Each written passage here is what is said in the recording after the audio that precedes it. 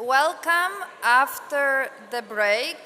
I'm pleased to invite you to our next session titled Navigating Power Shifts in the New World Order, that will be moderated by Hugo Brady, Senior Strategic Advisor at ICMPD. Hugo, the floor is yours. Thank you very much, Justina. Good morning, everybody. I am, in fact, this is not an all-male panel. I am, in fact, channeling Malin Frankenhauser.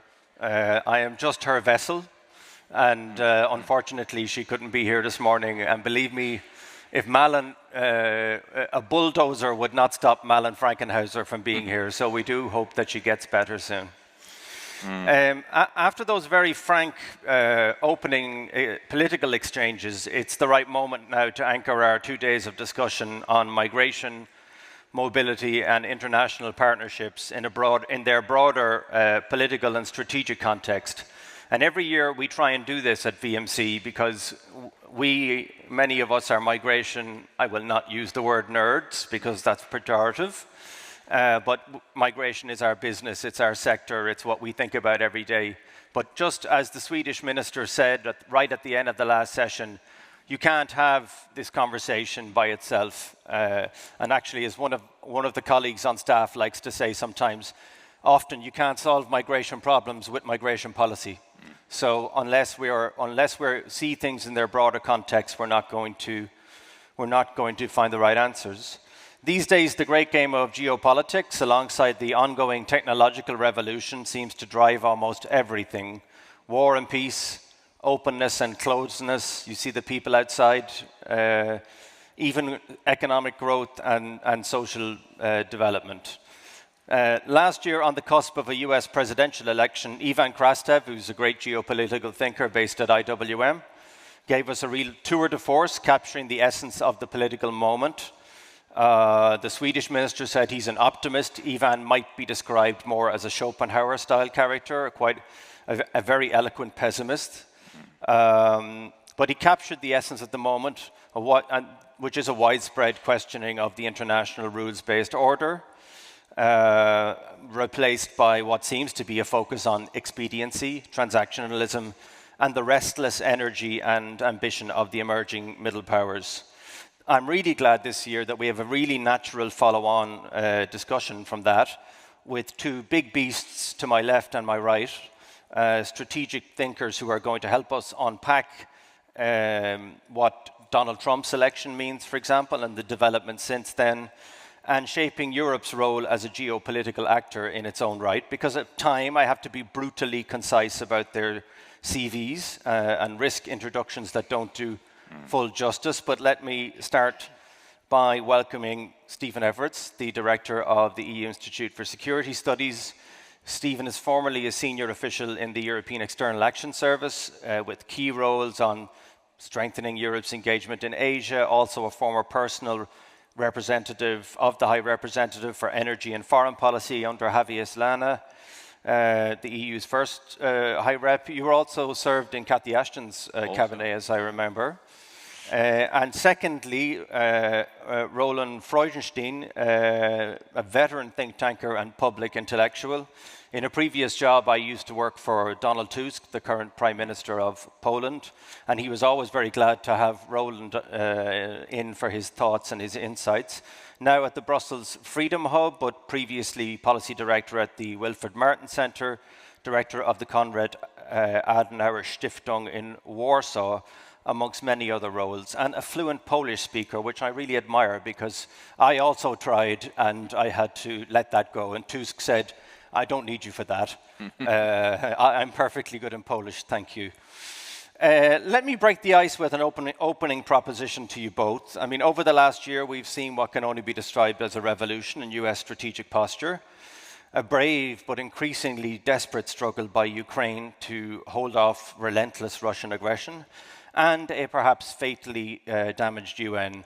We've also seen democratic norms roll back in places like Georgia, and Europe seems increasingly outpaced on technological progress and at times simply ignored on issues like climate change.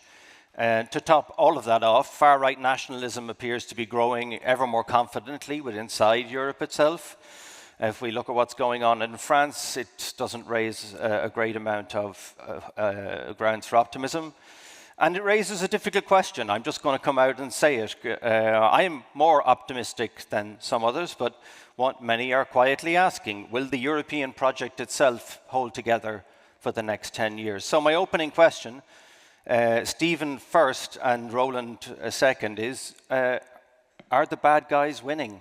Yeah, so it's a challenge really to try to unpack all of that. But let me begin, Hugo, by thanking you and everybody else at the center for inviting me to talk with Roland, good friend, about this new geopolitical moment in which we find ourselves and what on earth we're going to do about it.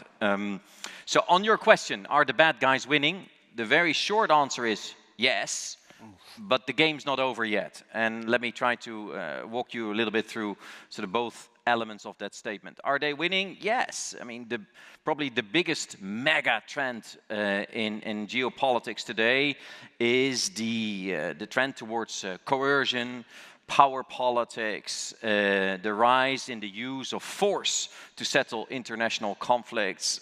We see this around the world. We see this around Europe. And frankly, we are struggling with it. We're even struggling to face the facts in a way, because I think there's a degree of denial that still reigns in our policy circles. But the facts are that this is a world increasingly shaped by Putin, by Trump and by Xi. I mean, Putin still continues his industrial war against Ukraine, and after earlier attempts around Alaska to see if we can find a path towards some kind of negotiating process, we've seen the answer by Putin, and the answer is more drone attacks and attacks on civilian infrastructure in Ukraine, and a complete and insistent refusal to sit down with President Zelensky. So that's the first element of it. On the US, it's perhaps even more disturbing from Europeans to see what's going on in the United States under Donald Trump. There are important fields in which we do still work with the United States, and rightly so. But there's also an element of ideological hostility to the European Union and the project that it represents, as well as elements of abandonment. And at the Institute, we've looked at all of this, and we come up with the notion of low trust. I mean, we have to continue to work with the United States on all sorts of fields, but the conditions under which we must do so are ones of low trust, and we can navigate that, and perhaps we can talk about how we should do that.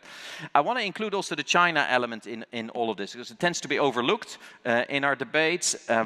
But I think under President Xi, there's been an enormous centralization of power around the leadership to the detriment of this element of collective leadership that was always present in China, which is much, much further constrained today. The Chinese are trying to build, in my view, some sort of fortress where they reduce their dependence on us and maximize our dependence on them. And they are not shy in also weaponizing some of these dependencies, and you see this particularly in the field of critical raw materials. Just one data point to throw it out there. Over the summer, when they asked many of us to apply for export licenses for the export of critical raw materials, 19 out of 41 of these requests were denied. And that was before, a week or 10 days ago, they upped the ante and went much further in that space. So this is a little bit what's going on as I see it. It's a snapshot. There's plenty more to say. But where does it leave Europe, you ask? And I use sometimes the metaphor of the Asterix village. It feels increasingly that the strong man, the world of power politics is getting closer and closer to us, and we remain as this bastion of people who believe in the rule of law, people who believe in democracy, people who believe in international partnerships along the lines that was discussed in your first panel. But it starts to feel also a little bit more as a lonely existence. And in line with the image of the Asterix village, we also fight a lot among ourselves. And I think this is something that we have to deal with. Look, it sounds perhaps very gloomy, but I think it's important that we do have assets as Europeans, and we have partners. We have assets in many areas, but we tend to underplay and we tend to be under-leveraged in how we use these assets, when it comes from finance, when it comes to access to markets, when it comes to partnerships, when it comes to security and defense, which is perhaps the field in the European Union where a revolution is underway and serious money is flowing into the sector, which I think will transform our capacities. And the last thing I'll say, and I'll stop, we're not alone. We're under pressure. I think Europe is in danger. We face all these problems, including politically at home, but we are not alone. There are many, many countries near and far that don't want a world of coercion. They don't want a world where anything goes. And they knock on the door of the European Union and say, please, please, can we step up cooperation? And then it comes to us, can we deliver? Can we deliver? We'll talk about that. So this is the short version, under pressure, but the game's not over yet. Okay, I'd love to come back to several points you raised, but I'm going to pass it straight over to Roland first, and then we can get into the tactics, what should we do, etc., etc. So Roland, please. Yeah, Hugo, well, thanks for having me, first of all, a great honor. It's very hard to disagree with what Stephen just said, you know, under pressure, but we can somehow, we have to actually make it. So I would agree with that. I want to take a further step back and talk a little bit about the meta-narratives that are around here. And the first one I want to talk about is the politics of inevitability versus the politics of eternity. Sounds great, sounds abstract. Tim Snyder, actually, the American historian, very no kings, Tim Snyder came up with this already 10 years ago. So if you take the global new right, as we might call it, or alt-right, they would stand for the politics of eternity, i.e., nothing ever really changes, right? History moves in circles. Boys will be boys, quite literally, and superpowers will be superpowers with their spheres of influence and so on. That's it. Welcome to reality, guys. That's certainly Putin's view. That's absolutely Putin's view, but that's also, to an extent, Donald Trump's view. Yeah. Now, the other extreme would be the politics of inevitability, i.e., there is a teleological development of humanity with some zigzags, some back and forth, but to a better future. A better future is almost guaranteed. And Tim Snyder says that Democrats should not fall, Democrats with a small d, should not fall into the trap of believing this 100%. It's not going to go by itself. Yes, a better future is possible. Yes, progress is possible.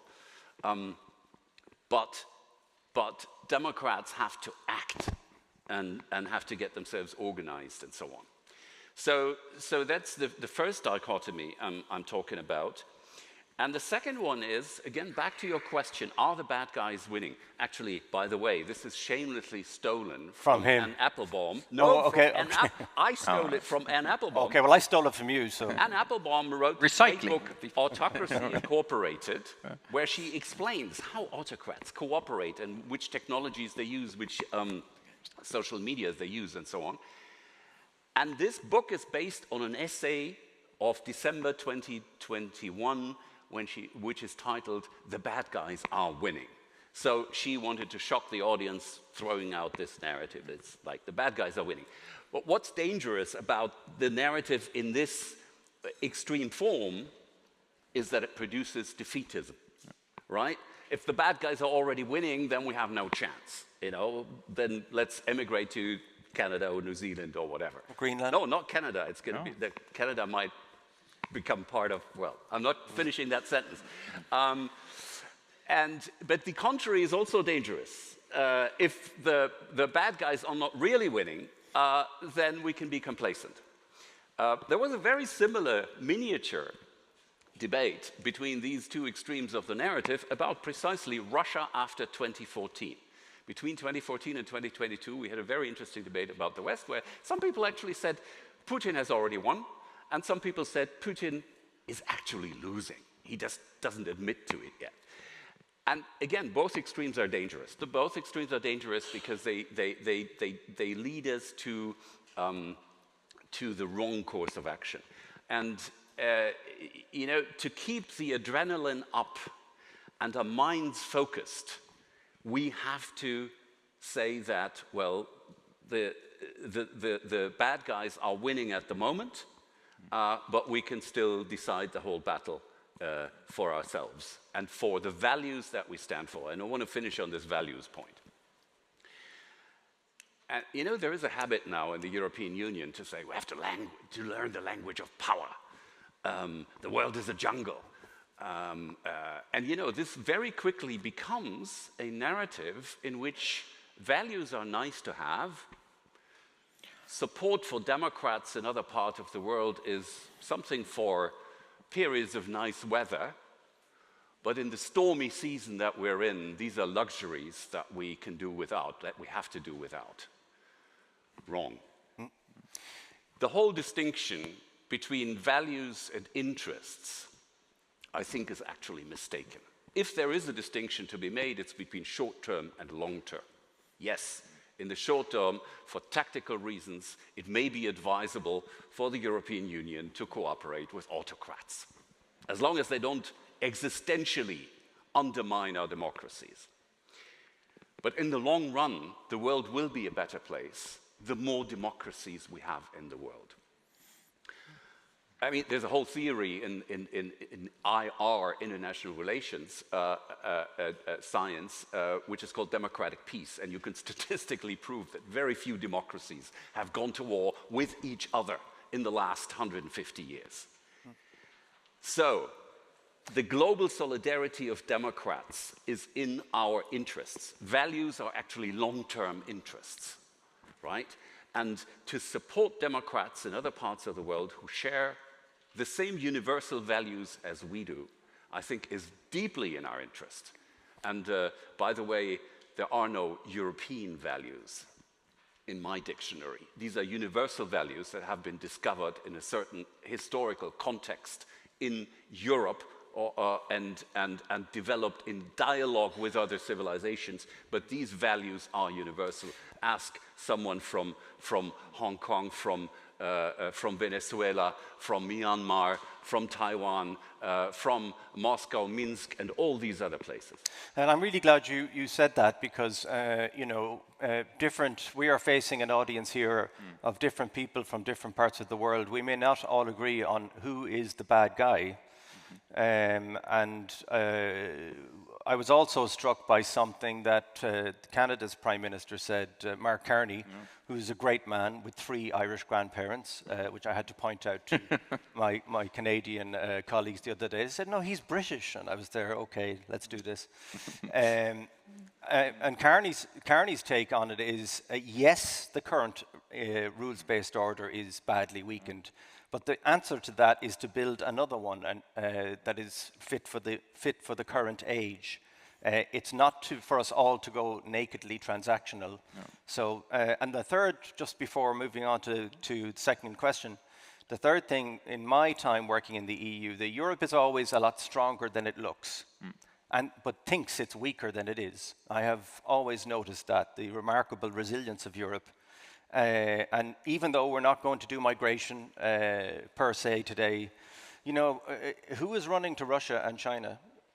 People are trying to climb into Asterix's village. Yeah. So surely, and this is something I struggle with as someone who's a very strong supporter of making the Schengen area work properly, having a proper external border, having a fair system.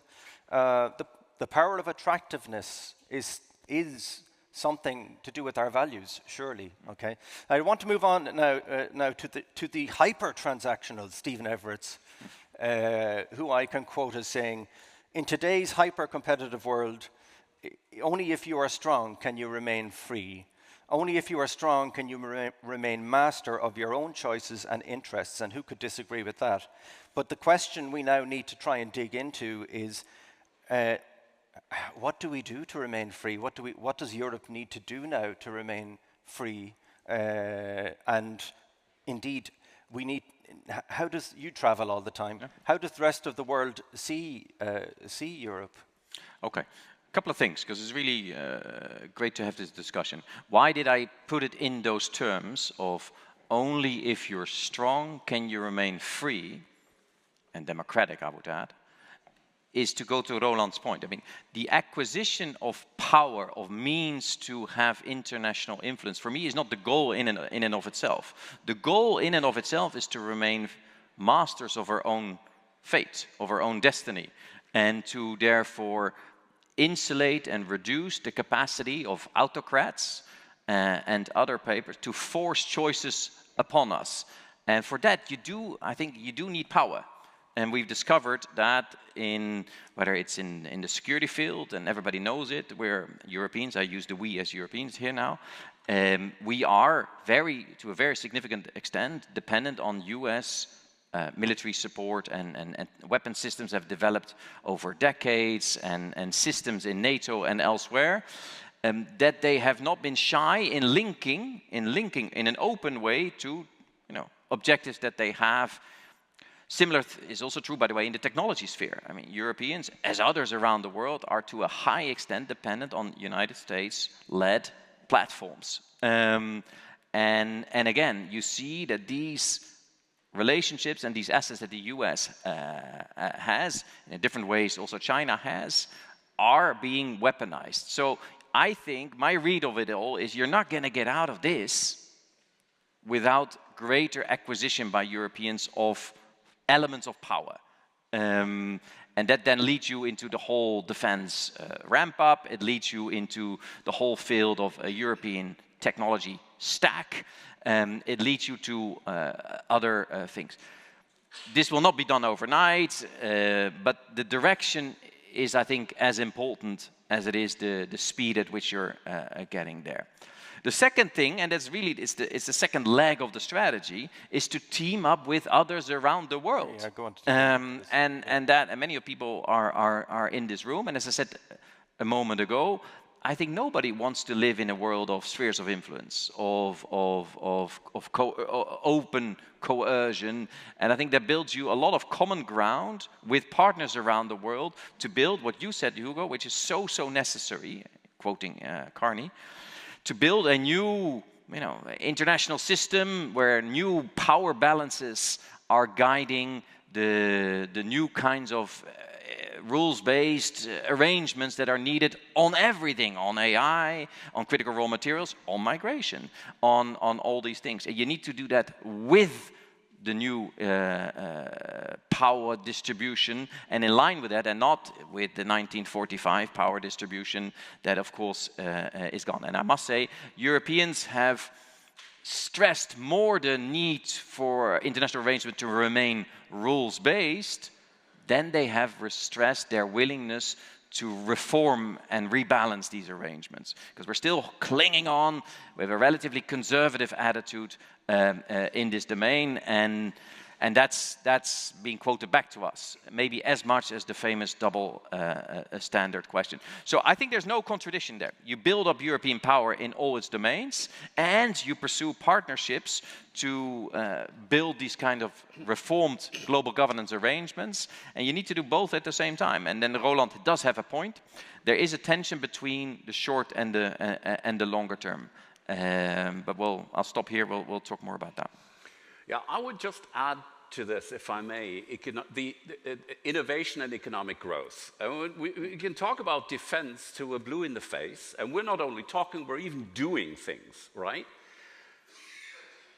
But if Europe doesn't find its way back to economic growth and dynamic growth, and I'm not using other qualifiers such as green, sustainable, equitable, consumer-friendly, and so on.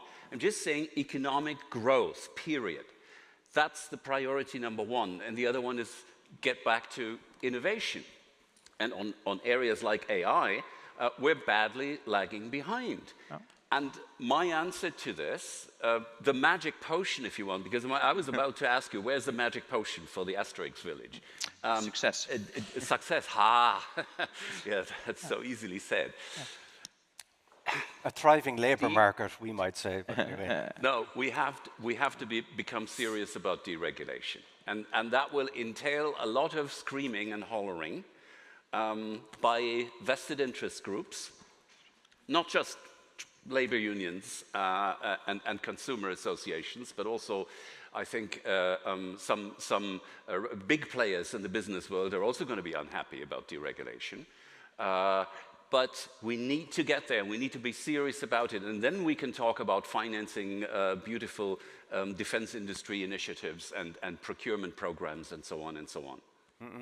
I just want to, Stephen, do you want to say something on that? Or? No, I agree with Roland. I mean, unless and until European gets a jolt in the field of innovation and economic growth, we're not going to be able to finance all the things that we need. But if you ask people who work in the finance world, they say Europe, there's a lot of savings in Europe. But it's locked into, low-performing savings products, typically in the banking sector.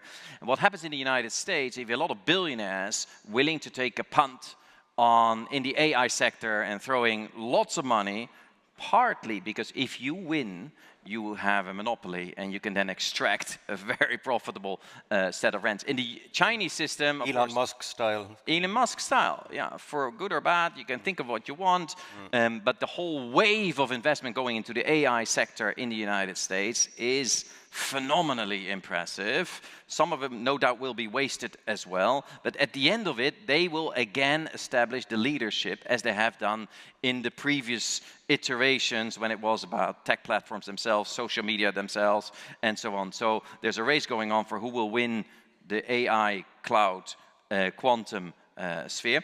And the Chinese also, they're big on this as well, where the central system is similarly able to mobilize huge amount of resources in it. And in Europe, we are a rich continent, honestly. There are a lot of rich people, there are deep pockets here, but we need to connect the existing streams of capital with risk capital in order to make sure that we also have leaders and winners in the commanding heights of the global economy going forward. Yeah, I mean, my one, there's so much to discuss, yeah. We need to speed up a bit, but my one reflection on that is, I mean, our response to recovering from COVID and all of the economic shock that caused was Next Generation EU. Yeah. Huge amount of money, which essentially in the European political sense was more as a financial transfer to Italy. That had money that had to be spent super fast under our rules. And of course, every Italian renovated their home. And it's nice that they have a green boiler now, but that's not going to guarantee the future of the European economy, as opposed to massive investments in AI and the other things we're talking about. I want to come back to, you talk about the global West sometimes, and since Stephen mentioned this need to bring together a new international coalition on the basis of the humility that the post-1945 settlement is no longer fit for the times that we live in. But who likes us? How do we show the world that we are not Eurocentric, that we're not completely self-preoccupied, arrogant former colonialists? How do we break out of that trap that we're in? Okay, I'll go first, maybe briefly, and then Roland. I think we should drop the term global West, because I think, given everything, in line with what I've said, I wonder if the notion of a West is still holding. It's very old. And in return, we should perhaps stop, it's not for us, but perhaps we can suggest for others to stop using the term global South, because there isn't a single coherent force that one can perhaps adequately describe in analytical terms and therefore in political terms as the global South. Maybe there's a plural South. There are. That will be the first modest contribution to this. And the second thing, I think Europeans need to get really on the front foot in actively signaling that they are willing to build a new system, or systems, plural, will not be a single one, of global governance arrangement on these issues of the future, to forestall a drive into an anything goes and a hard choice of either the US or the Chinese. There is a space in between that we can and we must build with partners. India is a democracy. It may not be our exact idea of a democracy, but it's still a democracy. What do you think on this point about? Do you think the global West is still... The global West is in danger, but it is on life support, but not dead yet. And remember the word, the adjective global here. The global West doesn't mean Europe and America. And, you know, by the way, America, Trump is not the last word of history on the United States of America. I wanted to ask you about, yes. Of course not. I mean, just look at the last 25 years. We had the neocons in 2002 and 3.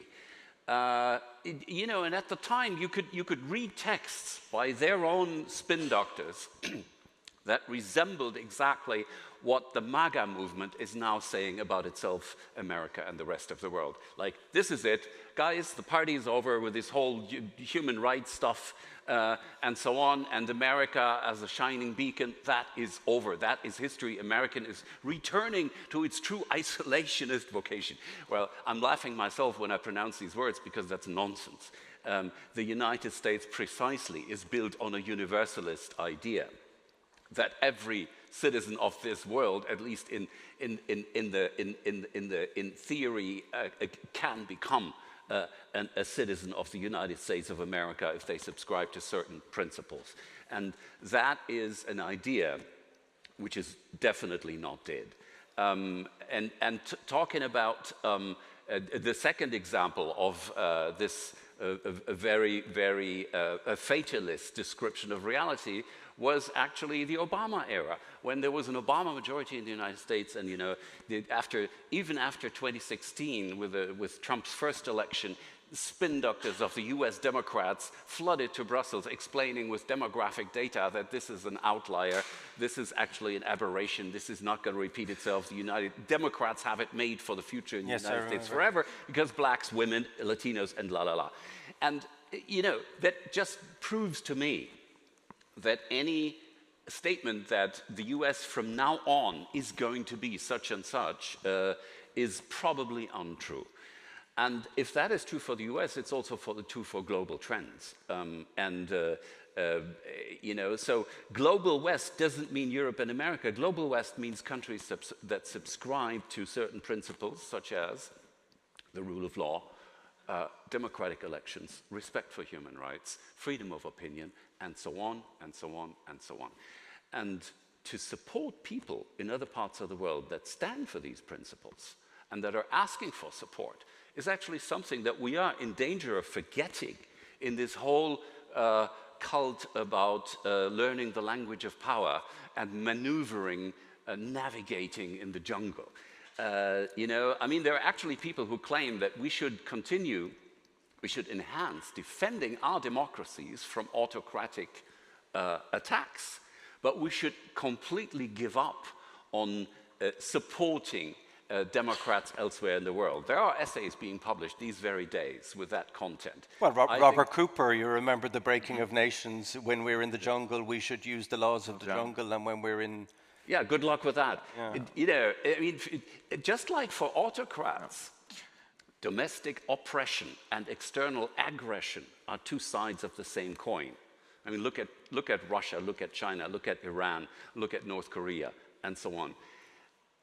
For democratic countries and democrats, the defense of our systems and the support of the global solidarity of democrats should be two sides of the same coin. They are not thinkable without each other.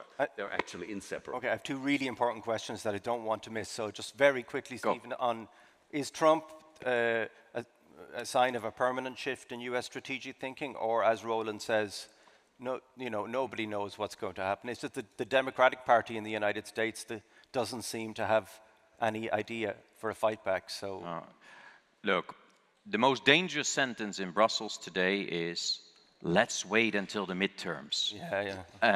I think that's a fallacy. I think that's an analytical mistake. And I think we Europeans, but I think it's true also for others around the world, Democrats included, we need to live with a United States that I think is also going structural changes. So Trump is true, he's an accelerator, he's a unique historical character, and there shall be another president after him.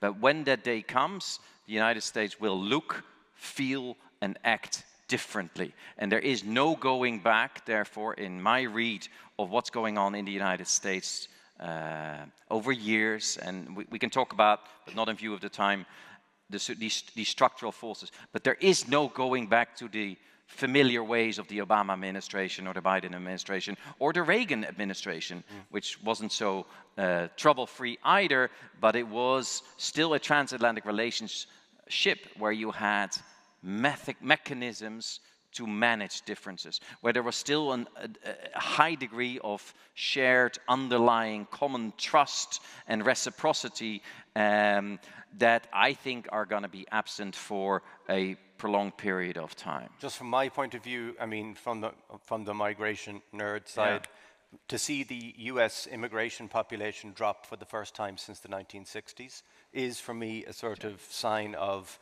America is no longer, it doesn't have that power of attraction because it's sending out the signal, stay out. You mentioned about the universality of US citizenship. I mean, Reagan was actually a great guy in this. He was the last one to actually achieve immigration reform in the US. But to see that structural trend for the first time since the 60s really does indicate something to me. Ukraine, we cannot not talk about what are your feelings on what's going to happen there in the next couple of months? Well, Ukrainians are fighting on. And by the way, when it comes to military hardware, actually the biggest shift at the moment is not that Europeans buy weapons in the US and give them to the Ukrainians, or that Europeans produce more weapons themselves. They should. You wish. But the biggest shift right now is Ukrainians making more and more themselves, and more sophisticated weapons. Drone production already, I mean, they can, actually I think Zelensky offered export of drones to the US in exchange for Tomahawks or something. And you know, they're going to break the Bayraktar market. I mean, so the Ukrainianization of the defense procurement and defense production, I think, is the big buzzword for the near future. And Ukrainians are also going into long-range weapons. They are not there yet, which is why they would have needed those Tomahawks so badly. But in a couple of months, they're going to have the Flamingo, and they're going to hit targets thousands of kilometers away.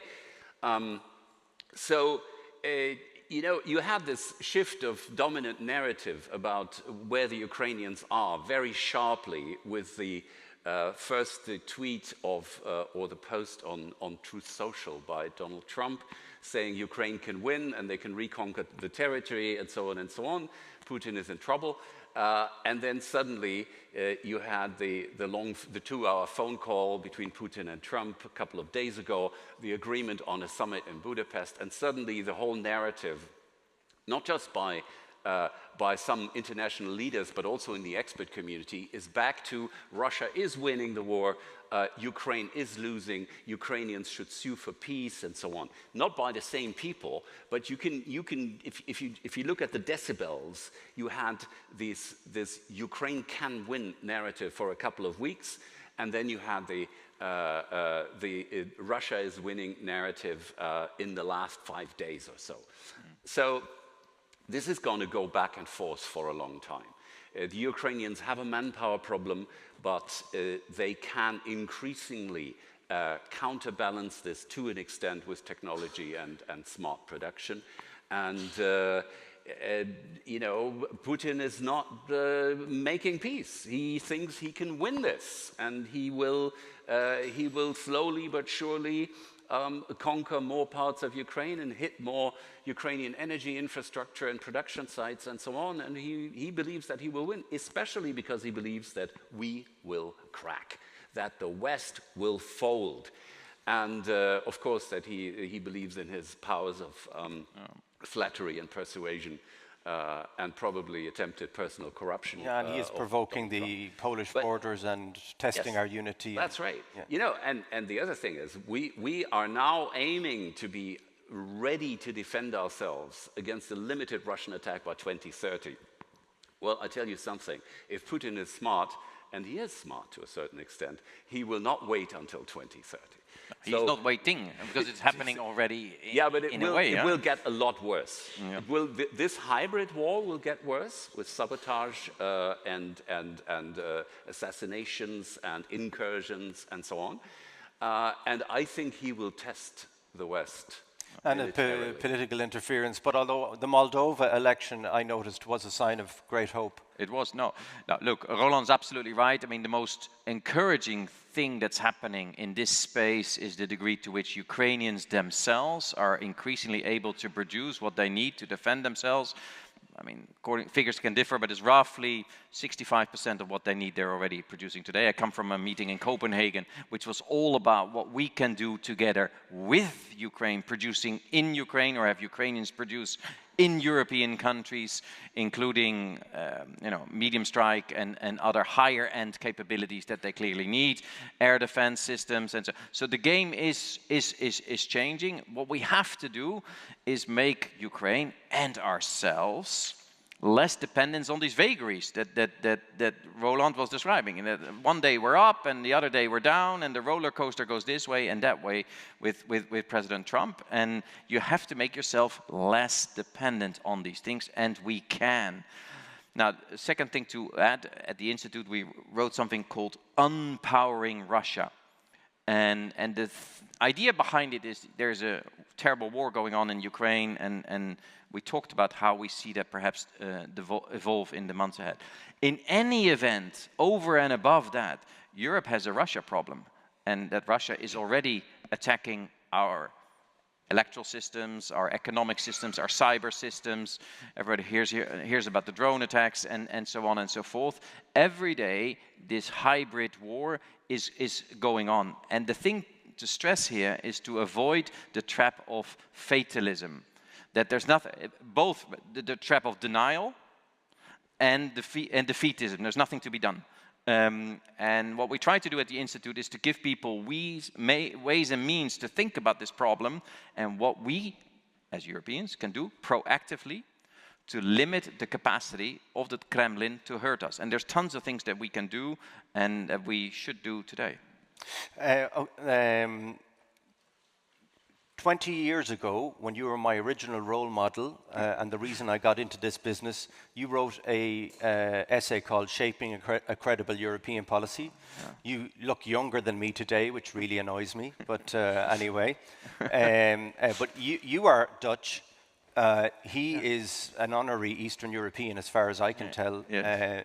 And my question is, going from both your own perspectives, if you look at the protesters outside today on open borders and all of that, I was speaking to a colleague just over a coffee outside, and he said, if this was the conference was in my city, we'd have protesters outside protesting about woke policies, and you all want to turn our children gay, and so two different perspectives from two different parts of Europe.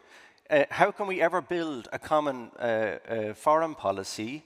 And to you, I wanted to ask, because we're going to do the Krastev thing now, is, when I was growing up, I think my generation got super lucky, and if we don't defend Europe, then that's on us, big time. But what we used to call the children of tomorrow, the Central and Eastern European countries who joined the EU, have they failed the Union, or has the Union failed them? You didn't like Ivan Krastev's pessimism on the future of liberal democracy in Eastern Europe, and maybe you want to address that. It's very hard to wrap those two things up, but let's try. All right, well, Ivan is not here, so I'll be very brief on that and just say that with his book, Liberalism, the Light That Failed, I have a huge problem. I've got several problems, but I'll single out the one I have about Central and Eastern Europe. I told him yesterday you're after him, yeah. That's right. I think I should have a coffee with him today. So he is pigeonholing, as I call it, Central European dissidents from before '89 and political business and media elites after '89 by saying, Well, I'm brutally simplifying. First, they try to imitate the West, and if you try to imitate something or someone, you sooner or later begin to hate them, because you cannot be 100% what the others are.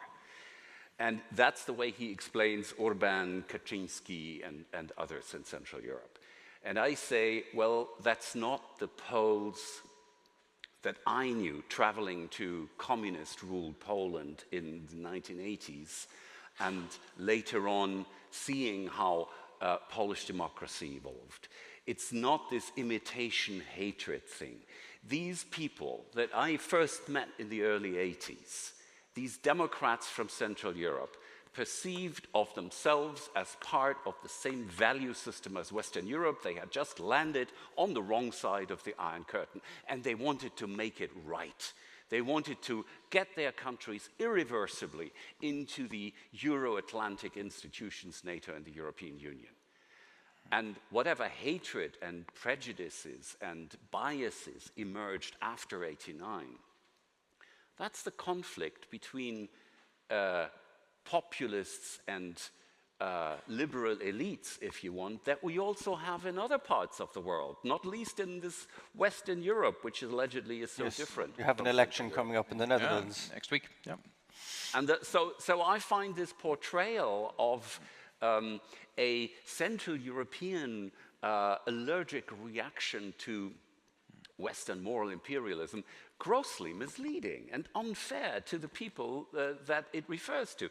Because of course you have a conflict between, let's say, countryside, rural Hungary and urban Hungary, rural Poland and urban Poland, but it may even be sharper and more aggressive than in some West European countries, but we're quickly catching up, folks.